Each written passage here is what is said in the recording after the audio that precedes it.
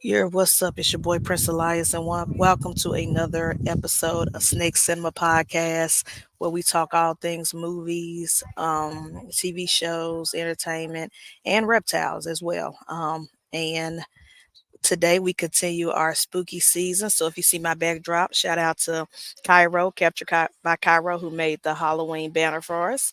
Um, but yes, we are here for another great episode. And this episode is brought to you by Mutation Station and Lucy Land Ball Pythons, providers of the best rodent feeders around the Memphis and surrounding areas.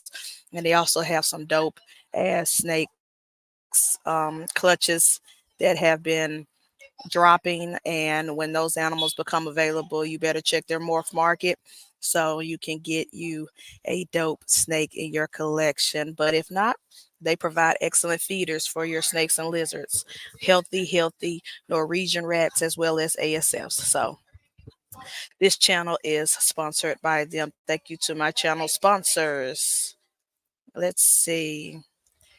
Good morning, Keisha. Good morning, Keys. Thank you for tapping in to today's episode. And while we wait for others to trickle in, do a little bit of life update and news. Tomorrow will be day 55 for my very first clutch of eggs. So I'm super excited that sometime in the next 5 days we might see a pip, and I will be recording a video of that um as well as going live. So whenever we get our first pip, because yes, we're looking at day 55, but we're gonna wait until day 60. And if nobody pips by day 60, then we will get the scissors and cut those eggs open and see what's going on. So super excited. I can't believe this day is actually here. I still remember the day I paired coils and Mr. Gold up back in April. And so, no, May. Yeah, back in May. And so to finally make it to the final week where we're at day 55 tomorrow, I'm super excited. Also, well, I've been doing a couple of Halloween collabs, Halloween events with the snakes, because we're winding down our season for the photo shoots and all that jazz. So once Halloween hits and it starts to get cold here, we no longer bring the snakes out. They stay inside until spring. And so I decided to do a couple of collabs just to end the season off with a banger. And last night was indeed a banger. Last night we were asked to come to a masquerade ball. It was like Vampires and Witches masquerade ball. Um, and the snakes were just supposed to be a part of a performance, a belly dancer holding them while she performs. Well, after she got through her performance, I was about to head out, and people asked to take pictures with the snakes. So we ended up staying almost the whole time. They had a Halloween photo backdrop, and everybody was taking pictures with the snakes in front of that backdrop. So be on the lookout on my Instagram, because those pictures and videos will be coming out today and probably the whole weekend. So be on the lookout for that. And what else? And on October 28th, I am featured in a documentary that will be showcasing the Indie Memphis Film Festival. So that's May 28th, and I got a pass. The director got me a pass to the film festival so we can see the premiere, and I'm super excited. It's covering everybody that's LGBTQ in Memphis that are doing stuff in the creative space. And it's just us sharing our stories, sharing our passions, and talking about how we navigate life while being, a part of the alphabet gang. So I'm super excited. It's called Intersectionality. That's the name of the documentary. And we will be featured in Indie Memphis Film Festival October 28th. So I'm so excited about that. It's my first time going to any type of film festival, let alone being featured in a short that's going to be premiering there. So super, super excited about that. And also last um, Monday, which will coincide with one of the topics today. Monday, October 16th was the 11-year anniversary of, um, I call it my rock bottom moment, but it was basically when I tried to, self delete off the earth, and I survived it and been in recovery ever since. And October 16th has been 11 years of no self harm and no attempting to, exit this earth prematurely. So super excited that I've made it this long with the help of God, with the help of my family, and with the help of serious, serious therapy. Um, so yeah, it's been a lot going on this past week. Sorry, y'all. Let me go to the chitty chats. Good morning. Good morning. Good morning, Larry. Good morning. I love you. Thank you for waking up at 7 a.m. for this podcast. I appreciate it. I appreciate the support. So, before I get started with the main topic is because we're celebrating Halloween all month long on Steak Cinema Podcast. And today I will be discussing childhood horror slash family friendly horror content. But before that, I need to address some things that has happened this week in the community, in the reptile community, and why, quite frankly, I am no longer associating with a lot of people in that community. Um, in my reasons for leaving almost all, no, exact, leaving all the group chats in the space because I'm over it. I am over it. And I saw a lot of people's true colors. So, but before we get started on that topic, my former employer, my old bosses, celebrated their 100 years in the business. So, for those who don't know, I used to work for Disney, the Walt Disney Company, and they have been around for 100 years. And it was either Sunday or Monday. It was a big celebration all over social media. My algorithm was Mickey Mouse heavy, but they celebrated 100 years, and I'm happy to have been a part of a small percentage of that 100 years. I worked with the Walt Disney Company since 2000, from 2009 to 2012, and it was one of the best experiences of my life. Working in their theme parks as well as being a campus representative at my local school, recruiting people for their internships, and that was a great experience. Working with them for those few years was a great experience. And and even when I left, they said I'm happy to come back anytime because my track record was so amazing. But I just want to say happy 100th birthday, Disney, Walt Disney Company. And thank you for making a dose of positivity and magic for not only children but even adults like me, for all those years. And that oh, more people have came into the chats. What up, Michaela? Good morning, Maki, my sis. What up? Yes. Now, before we get into the main topic of childhood horror or family friendly horror movies, I just have to address some stuff, and I will be once I address and say what I got to say, I'm done with it. I'm done with the topic. And I and with certain individuals, I'm done with them. They're dead to me now. And if you're in the chats too, you can chime in all you want. I need to get all my thoughts out. So I will not be looking at the chat until I release everything I need to say in my head because I don't want to get distracted. So if you got things to say, things to chime in, I will come back to the chat. But for the first at least 10 minutes, what up, Ryan? For the first 10 minutes, I will not be looking at the chat at all because I'm trying to get all my points out. Um, in the most respectful way.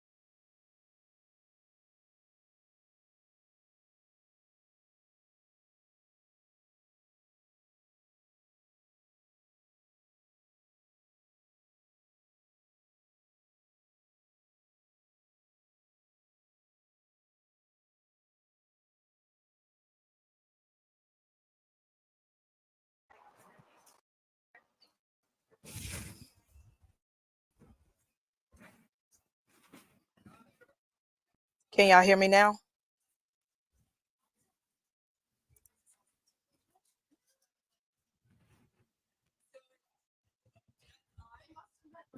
Can y'all hear me now? Hold on.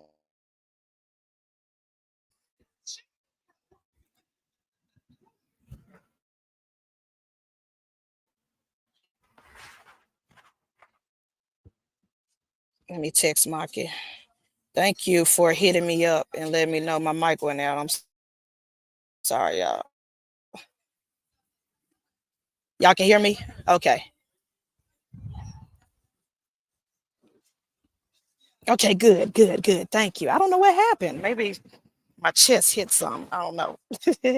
Thank you, thank you. Okay, great. Thank you guys. Okay, so where did I leave off? Okay, okay. So it started Monday and the situation started Monday on Instagram and um it just and then it spilled over on Tuesday and then Wednesday and then I had enough. I blew up. So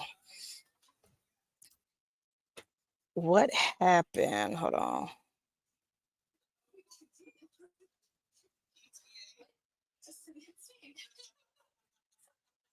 So okay, so Monday. It started Monday. Monday, I'm minding my own business, strolling through, and I see a post from someone who I thought I was cool with, someone I thought was the homie, the big homie. And it just really rubbed me the wrong way. And I'm pulling the meme up, and it's from one of those manosphere pages or real men do this type pages. But it had a post of a young girl and a young boy. And it says, remember when some girls were just tomboys and their parents didn't put them on hormone blockers? And I'm like, okay, that's random. Where did that come from? Like, what possessed you to post that, especially on your business page? But, um, but you know, one thing about me is usually I either don't say nothing or I confront. And because if it's someone I don't know, I'm not going to say anything. But if it's someone I personally know, I'm going to talk to them and confront them. So I did. I messaged him and I said, damn, that hurt. Um, I mean, I grew up back in that time that you speak of, but even then, I wish that I was put on hormone blockers. And he saw that reply and did not say anything, did not respond. And that happened Monday. So, and it's Saturday now. He still has yet to respond, but he saw that message. And so I said, okay, cool. You a pussy. You a pussy. So I moved on about my business. And then Tuesday, another reptile breeder post something a little bit similar to that, more like Candace Owen s Fox News s bullshit against trans people. Um, and I was like, oh, okay. So today is shit on trans people week, huh? Okay. I guess that's what the community has decided they want to do. Then Wednesday, um, I'm a part of several reptile group chats, a part of different communities because once I decided that I wanted to breed snakes, I decided to join several group chats so I can learn from people who have done it successfully and done it before me. And so that's the only reason why I'm joining these chats, to learn and to get educated and to get guidance. Um, but and this whole podcast, I'm not gonna name any names because I'm not trying to out people. I'm not trying to ruin anybody's businesses because for the most part, everybody that's involved have nice, clean, healthy snakes and business wise, they're good. So I'm not gonna try to destroy that, but I just want to get my feelings out because if you're a man enough to post stupid shit like this, then you should be man enough to take criticism. So that's the only reason why I'm addressing this. But someone posted in one of the group chats, and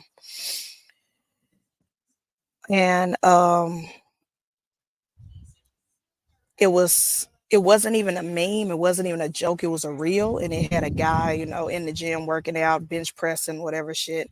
And the caption said, hold on, because I screenshotted it. I don't want to misquote anybody. I don't want nobody to come out and say, hey, I didn't say anything like that. I didn't post anything like that. Okay. So we have the screenshots and I also have the screenshots because I have a long list of do not ever buy reptiles from this person list. It's a long list. But it basically said, um, back in my day, real men, back in my day, real men would lie about their age to sign up for the war. Today, men, today's men are lying about their genders to fight women or compete with women in sports. And I was like, oh, so that's the time we on today. And the fact that someone in the group chat thought it would be cool to post this on there. Um, and I was shocked and I was stunned. But what shocked me the most is that a lot of the guys that I deem my brothers, or most of the guys that I call family, saw that post and did not say shit. Like one thing about Instagram is Instagram snitches on y'all. So it shows who sees a post or who liked the post or who commented on a post. So I see all these icons, all these reptile icons of people I know, people I'm cool with, people I call my brothers, who saw that post in the group chat and did not say shit. Now I will say this: one person did speak up, and shout out to Emilio Villarino Reptile. Shout out to him. As I was typing my response, he was also typing. Um, because you could see the bubbles. He was typing away. So I knew he was about to say something. But I was so taken aback and felt betrayed by the fact that my so called brothers didn't say anything. They saw the post and didn't say anything. To me, that hurt more than the post itself. Cause I was like, damn, like y'all, everybody knows I'm trans. And everybody knows that I'm in this group chat. But y'all just sat back there and say shit. It's like the equivalent of if I was walking down the street and somebody punched me in the face and my homeboy sat there and watched me get punched in the face and did not say a thing. Did not didn't even say, yo, what's up? But like I said, only one person spoke out and that was Emilio, aka Villarino Reptile. So I he's already had my respect, but he gained my respect even more because he was like, yo, that ain't cool. Like, what the fuck? Like, he was the only one. And that's why I was like, okay, okay. So the rest of y'all saw this post and did not deem to say anything. Okay. So for all that stuff that happened Monday, back to back to back, Monday, Tuesday, I was like, this is shit on Trans People Week in the reptile community. That's what this is. Okay. Okay, cool. So I put up the middle finger to that post and I let it be known in their group chat, yo, if you got an issue with trans people, let me know. Let me know right now. So you can also go on that list of do not ever buy snakes from, because I never want to ever put my money to people who hates me or don't believe in my humanity. I already have buyer's remorse because the pussy that posted that post on Monday, I bought a snake from him. And like I said, he and I are cool. Well, we were cool. We were cool. Everything was good. I've hung out with him at a reptile show for like I thought he was like one of the homies. Like, I'm not gonna say he was my best friend or anything, but I thought he was one of the homies. We cool. I bought a snake from him. Um, and for him to post that now, because he's never posted anything like that, at least on his business page. Now I don't know what he put on Facebook or personal, but on his business page he ain't never posted no shit like that. So for him to post that, and then I confront him, I message him to tell him how hurtful I was of that post, and for him not to respond, he read it and did not respond. I have buyer's remorse, and I never want to feel that again. I never want to feel that low again. So i'm I am no longer buying things from people who believe in those ideologies. Because just like with the racist reptile breeders who stuck up for Pete Call earlier this year and who made excuses for him. Yeah, I added y'all name to the list too. I screenshotted y'all responses to everything that went down, and I put y'all on the do not ever buy a snake from list. And that's how it is now. So, but I realized that I was bordering on hatred towards a lot of people in the community, especially my so-called bros in these group chats. So I decided, I talked to all the leaders of the group chats, told them that I'm no longer, I'm gonna still support them, but I'm no longer gonna be a part of any of the group chats on Instagram. It's just not. If I need help when it comes to breeding, I will personally reach out to people like Emilio, or Wiz. If I need help, I will personally reach out to them. I don't need to be a part of a group chat with a whole bunch of motherfuckers who don't even give a fuck about me. So I I left all the group chats and I explained to the people who needed to know why. And we just gonna leave that on that. I'm still gonna support Wiz Tank Clan. I'm still a part of the Patreon. I'm still supporting Emilio. I'm part of his I still support it. I still subscribe to his channel. I support him. I just don't want to be in all the group chats. I do not.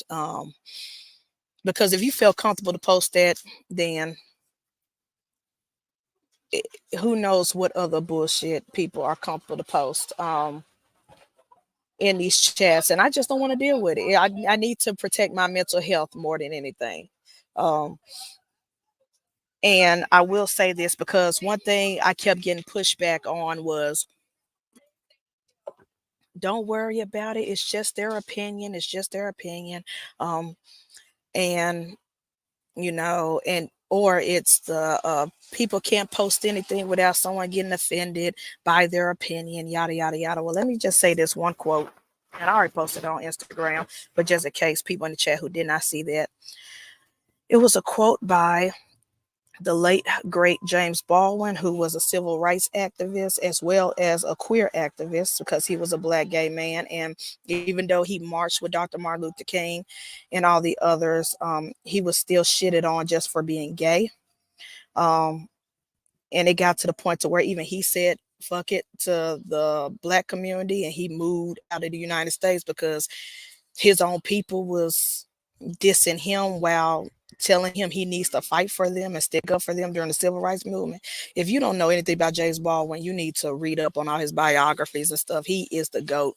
But he put this quote, and it says, "We can disagree and still love each other unless your disagreement is rooted in my oppression and the denial of my humanity and the right to exist." And so for all those people who are always crying about everybody should have the right to their opinion, everybody should have the right to their opinions. Yeah, you're right. Everybody should have the right to their opinions, but if your opinions is rooted in bigotry, if it's rooted in oppression of others, then fuck your opinions and fuck you. That's just how I feel. Um, so yeah, that's that on that. So that's why I'm no longer, as far as social media goes, no longer is dealing with the reptile community, no longer fucking with certain people.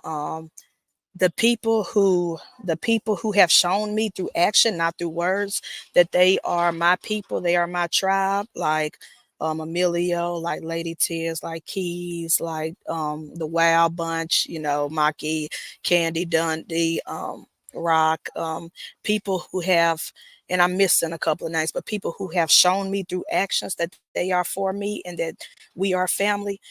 I could go on and on. Those are the people that I fuck with, and those are the people that I'm going to continue to deal with. Everybody else, I don't give a damn. Everybody else, I don't care if you're successful in life. I don't care if you sell snakes. I don't care. I don't. And if anything personally happens to you, especially those individuals in the group chats, I don't care. I do not care. You know, this war is happening all over the world, and it's affecting Americans as well. Some people are dealing with health issues, some people are dealing with so much stuff. But if your opinion is rooted in my oppression and humanity, then I don't give a damn about your humanity as well. So, you know, I'm a tit for tat motherfucker. I'm a eye for an eye type of person. I'm a whatever energy you give me is the same energy I put back out to you. So that's what I'm on right now. So if you trust me, if you are for me, you know that you ain't this PSA ain't got nothing to do with you. And so nobody in this chat should take any offense. But everybody else, it is what it is. I hope that the community burns to the ground. That's just how I feel. Um, and but I will say this. I will say this. I'm not going to leave this conversation without saying, out of the three men or men, because to me they are weak and not real men. Out of the three men who posted anti-trans stuff in their stories and on their pages and stuff like that, only one of them was man enough to have a conversation with me. And so I will say his name because we talked, we hashed things out, and I do have a little level of respect. Now he's still on my list of I'm never buying a snake from, but I commend him because after I saw that post, I immediately went and blocked. I immediately went and blocked him. Um, and even with him being blocked and word got out that I said, you know, F you on Instagram, he found a way. He found some people who knew me and he reached out to talk to me. And so it was Randy from Dark Cloud Reptiles. He was one of the guys who did one of those posts in his stories that really set me off. And so I immediately blocked him. But I don't know if he reached out to I don't know if he did his reached out he did his research and reached out to Tommy from Inky Clouds, or Tommy reached out to him. But either way, shout out to Tommy for being the middle person in the situation. But either way, he reached out saying that he wanted to talk to me and apologize. And so Tommy rearranged all that stuff. She hit me up. And so I unblocked him. We hit each other on Messenger, and we talked on the phone. I gave him my phone number. He called me that next day. We got on the phone and he explained his position and why he posted what he posted. And I educated him on that rhetoric and how that rhetoric is harmful and flat out lies that people just post on Fox News and Joe Rogan and all that other stuff. And so we talked, we hashed it out as men, and I respect him for that. So shout out to Randy. Even though he posted something that was very hurtful, he was man enough to have a conversation with me about it, um and we're good now. There's no hatred in my heart. And again, he's still on my list of breeders I will never buy a snake from. But I have more respect for him than I have respect for the other two, especially the person I personally know who who read my message and did not respond. So shout out to him for being man enough to have a conversation and to talk to me, and that's that on that. But just know that if you have an opinion that is rooted in my oppression, it's fuck you for life. Um, and that's that on that. And I am no longer being a part of any of these group chats on social media. I can learn from other breeders just by personally one-on-one talking to them if I need be. And again, to Wiz and Emilio, thank y'all for y'all guidance. Thank y'all for having my back. Thank y'all for being there for me. And I will continue to support y'all Patreons and stuff. I just don't want to be around all the noise of the other members. I'm sorry, y'all. I just had to get all that off my chest, but let me go to the Chitty Chat. Dundee, Father Dunn, thank you for coming in. Thank you for tapping in. Let's see. Thank you, Larry, for tapping in, but I appreciate you. Yes, I appreciate you. Let's see. Keys.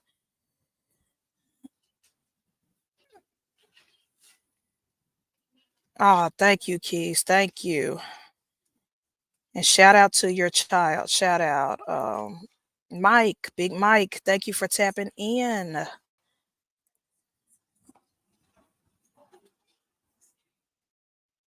It's okay, Keys. Like I told Candy when oh, it was a couple of podcasts ago on Rock's channel, when Candy was opening up it, so we had our LGBTQ panel, and Candy said that she still struggles sometimes when referring to Cairo, um, with they them pronouns, stuff like that. It's a work in progress. I show grace for parents who try. I show grace and love for parents who try, even if they make mistakes. At least you're trying, and at least you're accepting, because some of us grew up with parents who are not accepting, which could cause children to have depression, low self-esteem, and not want to be living on earth anymore. So shout out to you, bro.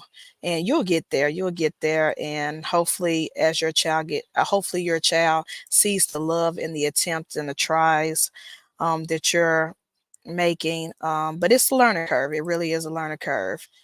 But I'm glad that you accept them for who they are and not trying to change them and push your ideology on them. I do respect that. I'm glad he was willing to talk to you, was open, learn. Yes, yes. And that's what, the fact that Tommy had hit me up and said, hey, you know, Dark Clouds wants to talk to you. Are you open to it? If not, I understand. And I was like, yeah, we could talk. Out of all three, only one of them was man enough to even try. And he was blocked. He couldn't even get to my page. And he still attempted to speak to me. So I commend him. And that's why, even though he'll never take my trans dollars, I respect him. I do respect him. And if I was to ever meet him like at a Tinley or anything like that, there's no bad blood, there's no hatred, it's all love, it's all positivity. There's no and maybe one day I could learn to I mean, I forgive, but I because he did apologize, I just don't forget. So maybe one day I will get to the point to where the unforgetfulness doesn't come out. It doesn't show on my face because I see certain people out at Tinley and these other expos, and I'm like, hopefully my if I see him in person, my face doesn't show how I feel, and I can be cordial. But yes, I do commend him and respect him for that because again. A lot of these men love to dish out these hateful, racist, transphobic, homophobic rhetoric shit, but then when they're confronted by the people they talk about, they're silent and scared. They hide behind the keyboard. At least he was man enough to talk to me on the phone.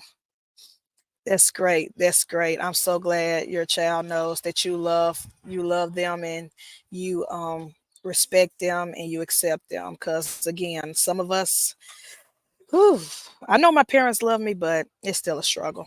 It's still a struggle. I'll say it. I'll leave it at that. I know they love me, but it's like with conditions to the point to where I don't even talk about my personal life with them, like my other siblings are open to do.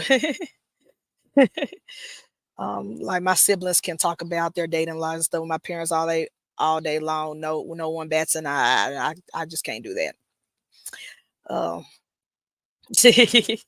yes, yes, facts, Dundee.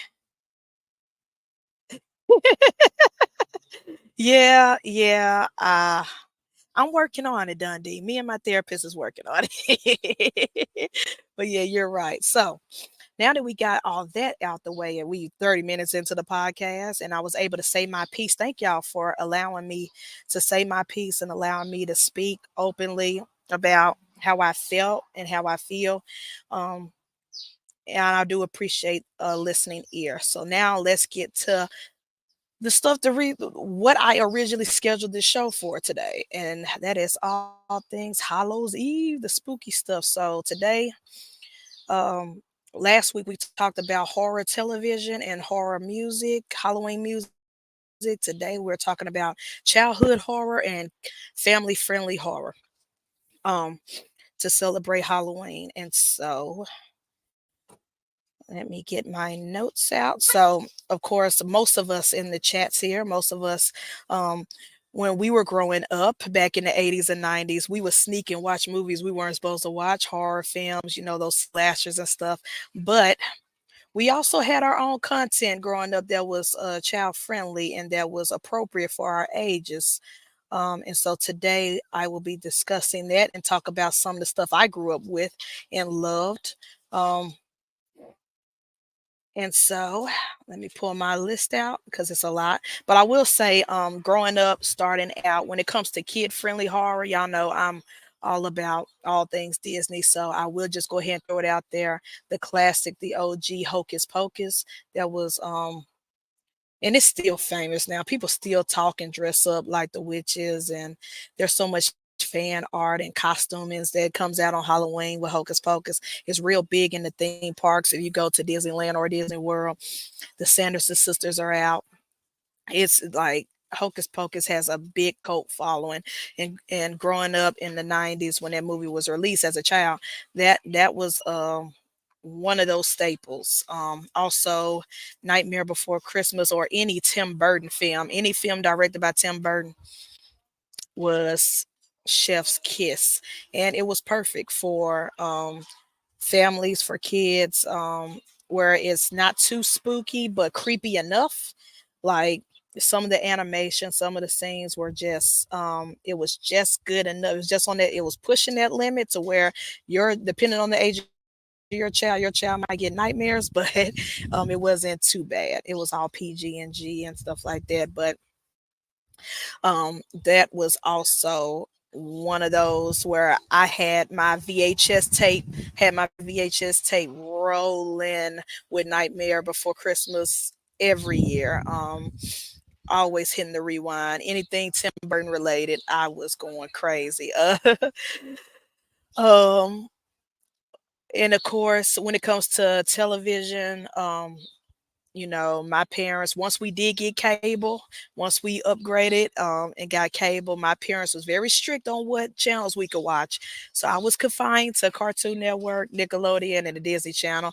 And so my favorite show growing up was the classic Goosebumps on Nickelodeon. I think it was Nickelodeon. The classic Goosebumps, because when I was in middle school, I used to read the books. I read all of R.L. Stein books, including the spin-offs books that he wrote for teenagers. Every time I went to the school library, I would go to the horror fantasy section and I would check out anything. If I saw R.L. Stein on the cover, You did that name, I went there and read those books. And so I was obsessed with the books, obsessed with the TV shows. But my favorite horror show growing up as a kid that was, child friendly, but scared the shit out of me and gave me nightmares was Nickelodeon's Are You Afraid of the Dark? Where the kids sit around a campfire and they tell scary stories, and every episode was a different story that they were telling. Man, that was I still watch clips of it on YouTube to this day.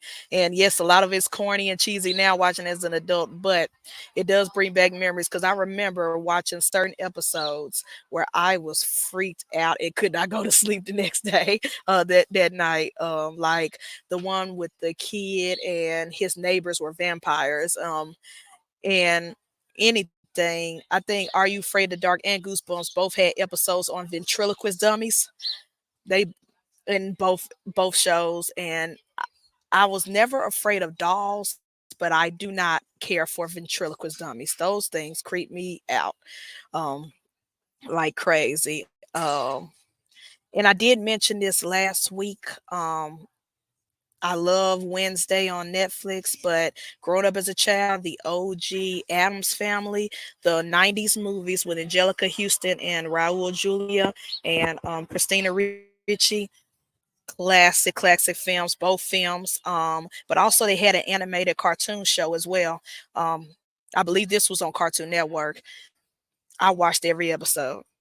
I still watch those episodes to this day. I be finding them on streaming and stuff, and I am crazy about the Adams Family. That's one of my big obsessions.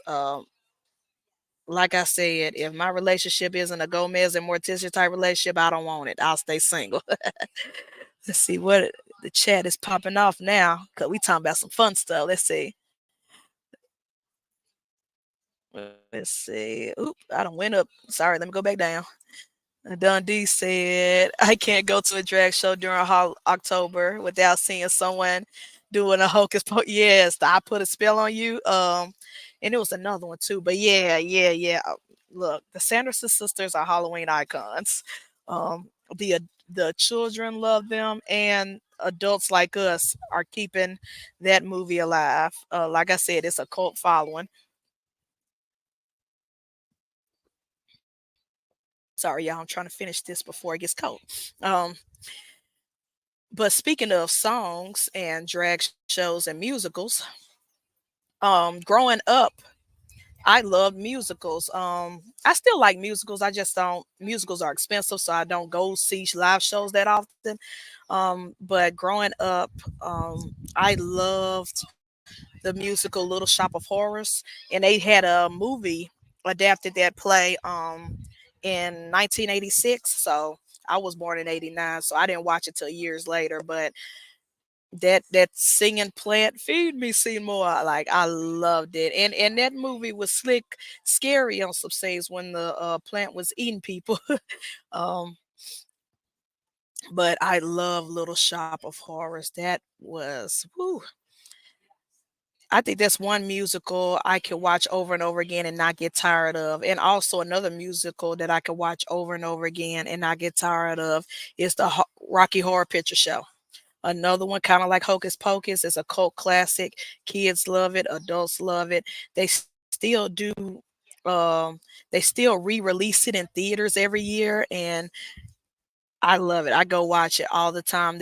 Every time I can get whenever they re-release it to theaters. But the Rocky Horror Picture Show, classic. And it's a staple when it comes to the Halloween stuff. Dark Crystal that came out in 1982. Dark Crystal, man, the whole Jim Henson conglomerate. You start off as a child watching Sesame Street, and then you might graduate and watch like the Muppets and the Muppet Show and stuff like that. But when they made started getting into making films and they made Dark Crystal. Mm-mm-mm.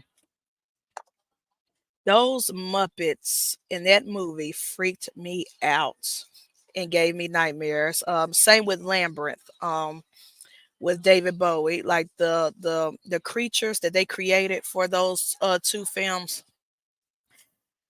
scared the daylights out of me as a child. Like I just could not. I would watch it, but I would have nightmares every time. And now watching as an adult, I just laugh at all of it. It's funny to me. I know that this movie isn't particularly family friendly or child friendly. But however, in the time that it was made, it's not. It's a PG-13 movie. Technically, it's PG-13 movie, so I will classify this. And I did see it when I was in middle school, and that is the first Jaws. I do love creature feature films. I love films where animals fuck shit up and kill people because animals over humans all day, every day over here. So Jaws was that first creature feature animal movie that I watched that scared me. Of course, we had the Godzillas and the King Kongs before Jaws, but those black and white films I didn't watch growing up until I was an adult and went to film school and was forced to watch that stuff. So my first creature feature was Jaws. And so and I loved it. I think I ran that VHS to the ground until it no longer worked anymore. And then lastly, another classic that came out in the 80s before I was born, but as I grew older, in elementary and middle school, I was obsessed with, and that was Beetlejuice with Michael Keaton. Beetlejuice was, ooh, I think that came out in, let me pull my notes out, 1988, and I was born a year after that. Man, that is a classic. Another one, kind of like Hocus Pocus, a cult classic. To every Halloween, you're gonna see one person walk in with a Beetlejuice costume on, maybe two or three. But those are classics, and still to this day they hold up. I love movies from back in the day that hold up to where I can show my nieces and nephews and they will enjoy it just as much as I did when I watched them back in the 90s. So that was my list of favorite children's horror. Let me check and family friendly horror. Let me check the chats right quick. Y'all comment in the chats what did y'all grow up with? What did y'all like? Let's see. Yes, Mike. Yes, and I appreciate you for commenting on Instagram telling me that I needed that reminder. Um, you're a good one. Let's see. Sometimes you need that reminder, but I also, but sometimes you need to let that anger out, release that stuff. I don't like holding stuff in. One thing my therapist taught me to stop holding things in. So I let it out, and now I feel good. I feel good. Let's see. I used to sneak and watch stuff like Mike, you a fool. I mean, I did too, but that's probably why I am the way I am now, and why I am the wildest of the wild bunch, or to be on the scales, because I was watching stuff like that I was not supposed to be watching. Hey, once my parents got cable, you know, and they went at the house, they blocked it on my TV, but they didn't block it on their TV. And what the babysitter don't catch me at it.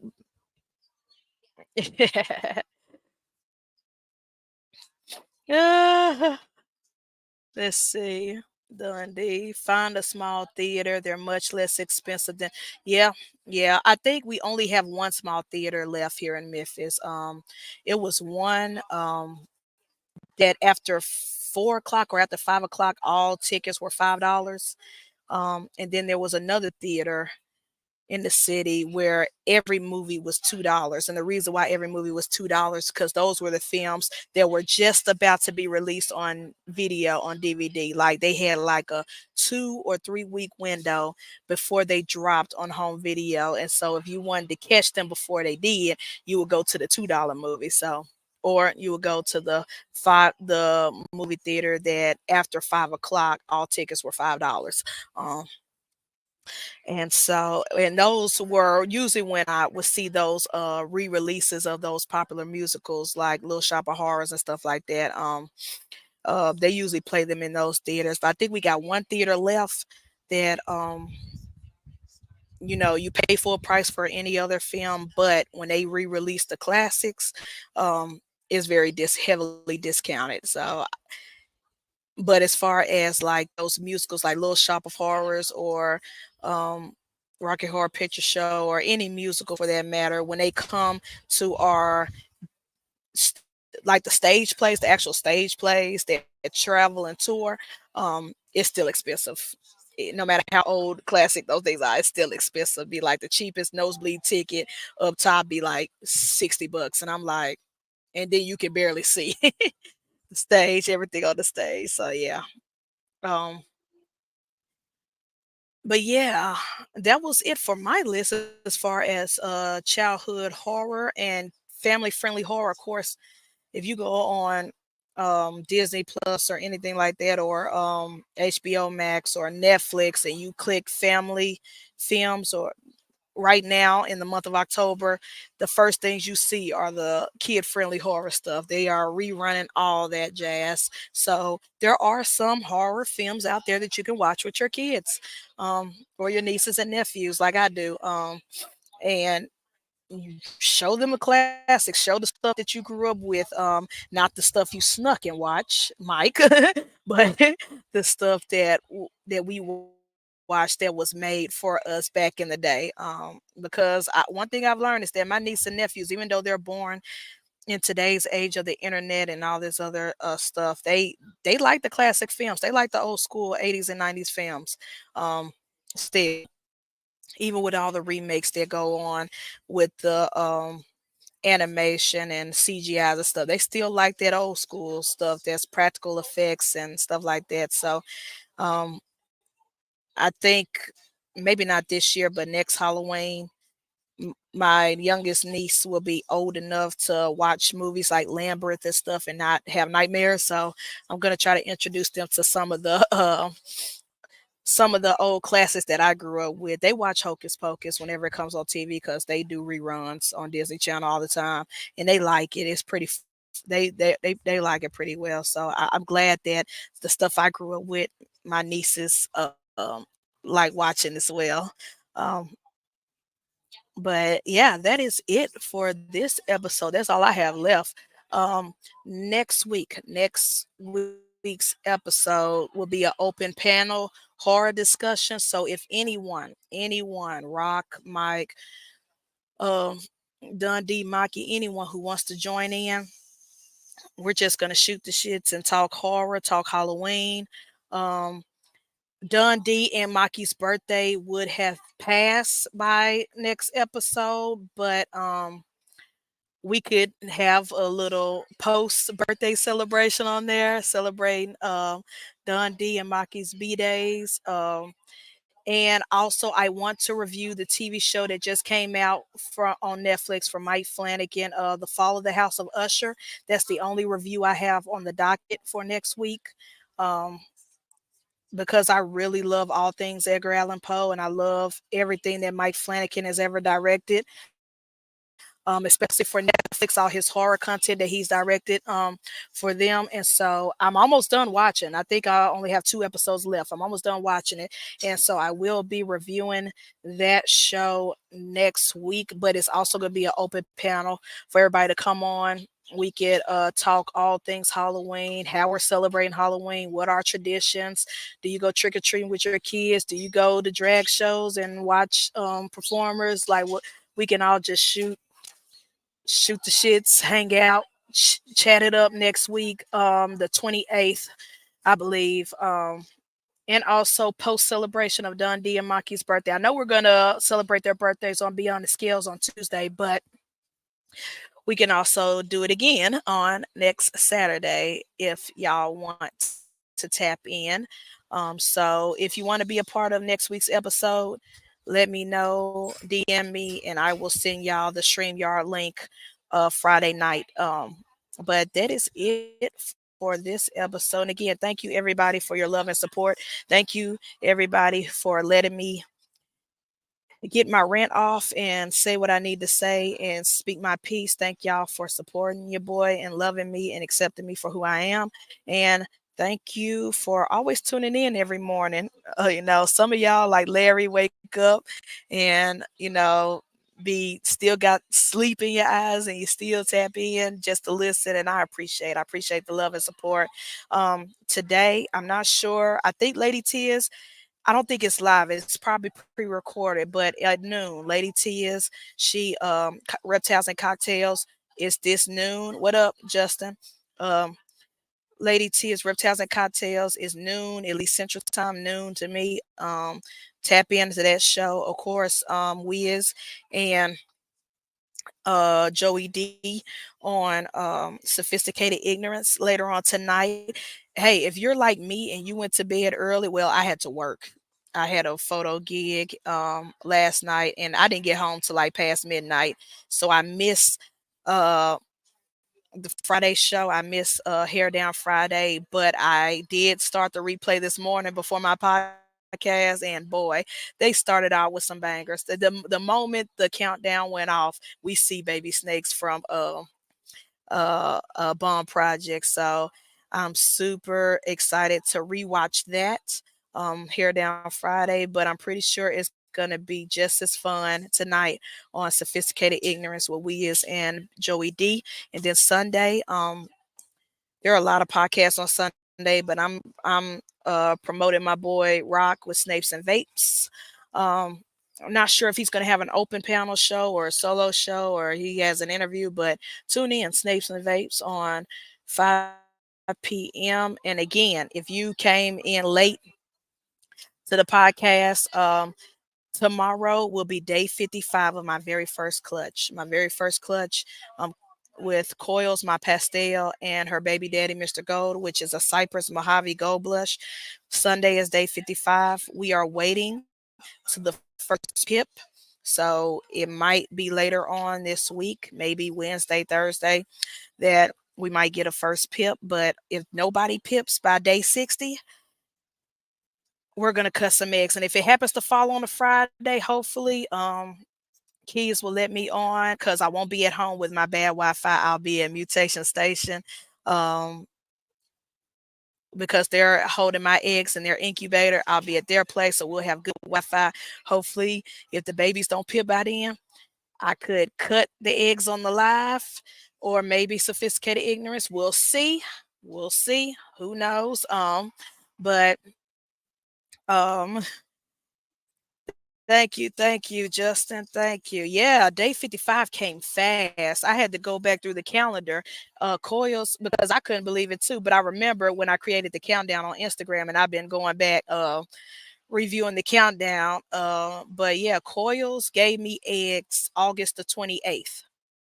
And so if you do the math, August, September, yep, October will be day 55. So I'm super excited tomorrow, day 55. I'm super excited. But, if they don't pip until later on in the week, that's cool because we're not going to cut until day 60.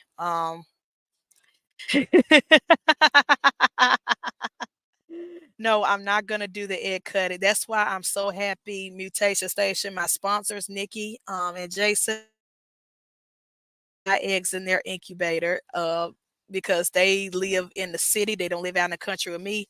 And they have good Wi-Fi. Plus, I have my own Wi-Fi spot. So we gonna have Wi-Fi. We are gonna have Wi-Fi.